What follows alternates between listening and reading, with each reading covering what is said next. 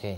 Nah, jadi hubungannya sama mRNA ini apa, Pak? Nah, maksud saya itu adalah dengan cara demikian ini sehingga semuanya itu akan beres. Aha. Dan ini adalah mulai dari kecil. Yang tadi cerita bagaimana dipraktekkan ini. Nah, saya jelaskan nanoteknologi ini kita lihat daripada sisi apa itu namanya satu konsep ini bisa diterapkan. Asik.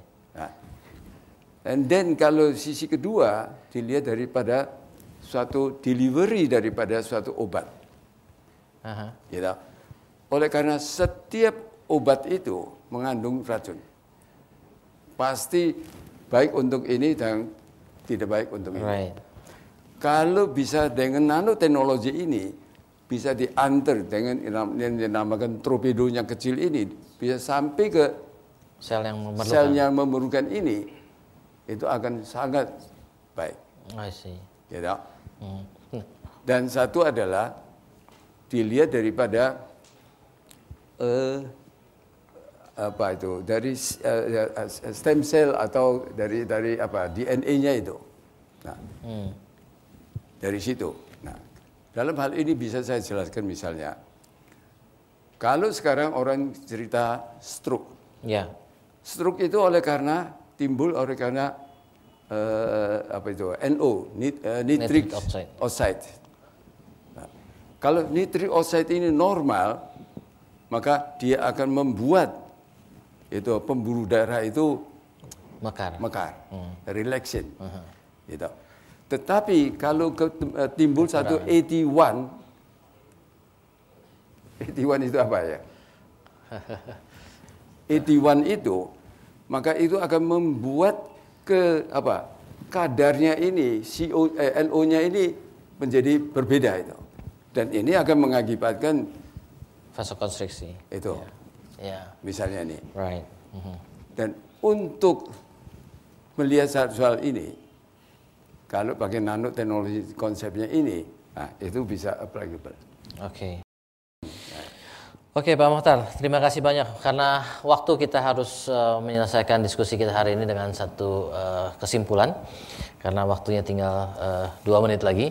Jadi menarik sekali diskusi kita dan kita tadi sudah share dengan Pak Mokhtar bahwa Mokhtar Riyadi Institute for Nanotechnology dan Comprehensive Cancer Center ini merupakan you punya legacy, Pak, ya, bahwa you want to build satu center of excellence dari Fakultas Kedokteran. Sebenarnya ujungnya adalah pendidikan, Pak, ya, pendidikan. Tetapi pendidikan itu kemudian memilih fokus-fokus yang makin lama makin dalam supaya fokusnya tersebut bisa menjadi center of excellence yang bisa di-compare dengan bahkan negara-negara lain. Maka dari sekolah kemudian ke Fakultas Kedokteran, dari Fakultas Kedokteran ke dalam research cancer ke dalam research liver cancer, dari liver research cancer itu faktor yang ingin di research adalah aspek dari nanoteknologinya, ya. Maka dibentuklah 2 institusi yang saling berhubungan ini, Pak, ya. Satu adalah MRCCC-nya dari segi klinikalnya, kemudian MRIN-nya dari segi research nanoteknologinya untuk menunjang clinical dari MRCCC ini, Pak, ya. Nah, jadi kita belajar satu hal, bukan hanya belajar tentang hal ini, kita belajar satu hal yang luar biasa sekali, bahwa dari seorang banker kemudian menjadi seorang pengusaha properti, kemudian masuk ke dalam pendidikan dan kesehatan, beliau bisa menguasai sedemikian banyaknya pengetahuan yang membuat kita bingung bahwa luar biasa sekali. Saya pengetahuan tentang nitrate oxide, ya, tentang nanoteknologi tidak ada di dalam ledgernya bank, Pak, ya. Tetapi bisa sampai mendalam demikian. Ini adalah berarti ini merupakan satu passion yang luar biasa dari Pak Mokhtar Riyadi, sehingga beliau bukan hanya menciptakan organisasinya, beliau juga mendalami dengan personal dan juga terlibat secara personal, bahkan uang secara personal beliau keluarkan untuk menjaga sustainability dari organisasi ini.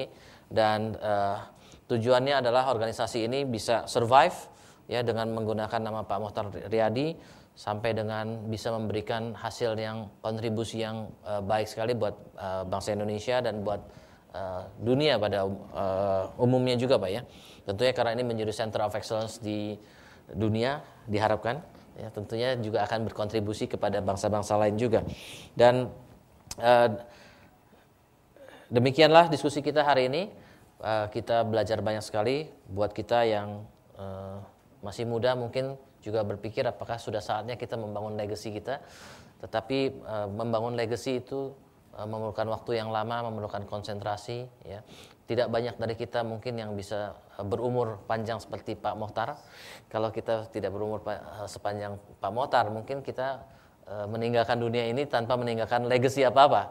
Ya, jadi buat kita yang walaupun kita masih muda, mungkin sudah saatnya kita juga memikirkan apa legacy yang kita ingin tinggalkan, apa kontribusi kita kepada manusia dan kepada bangsa ini, supaya walaupun nantinya kita tidak di dunia ini lagi, tetapi kontribusi kita masih tetap hidup di dalam masyarakat, di dalam hati orang-orang yang masih hidup di dunia ini, yang belum menyusul kita.